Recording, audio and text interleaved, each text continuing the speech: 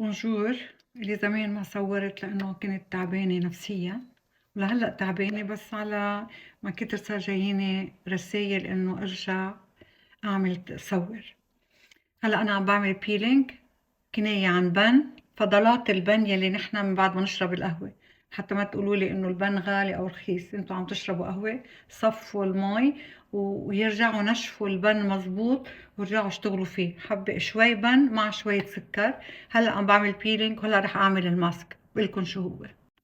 من بعد ما غسلت وجهي وإيدي، لأنا كمان عملت بيلينج لأصابع لإيدي مثل وجهي.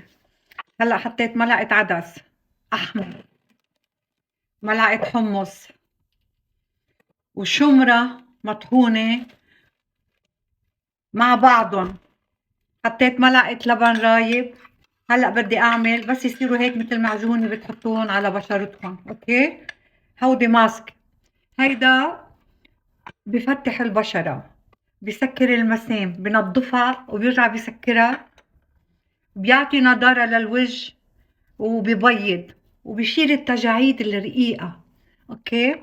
بدي أتركهم هلأ نص ساعة، يعني فيكي من 15 دقيقة لنص ساعة، شو عندك وقت حطيهم على دير من دار، كل شي حطيه على عيونك، على دير من دار عيونك، وين ما كان، ما في شي بضر.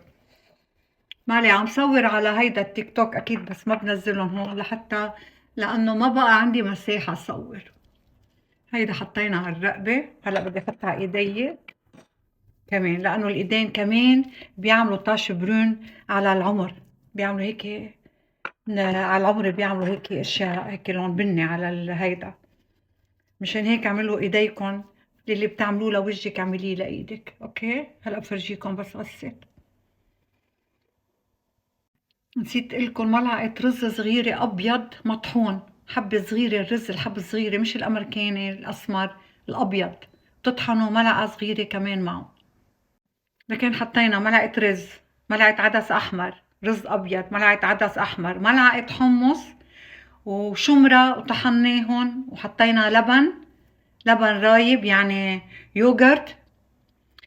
اوكي. وبننقعهم هلا نص ساعة على وجهنا وبنغسل، وشوفوا وجهك كيف بصير. اتبعوا كل اللي نصايحي، خلي الستات يلي جربوا يخبروكم وجههم كيف صار خلال اسبوع مش اكتر. بتضلكم تفركوا وجهكم بس تحطوهم، ما بتتركوهم هيك، اتركوا وجهكم فيهم. اوكي هلا برجيكم لك كيف بصير الوجه، مثل الورقة، مثل الازازة، انتبهوا، عملوها.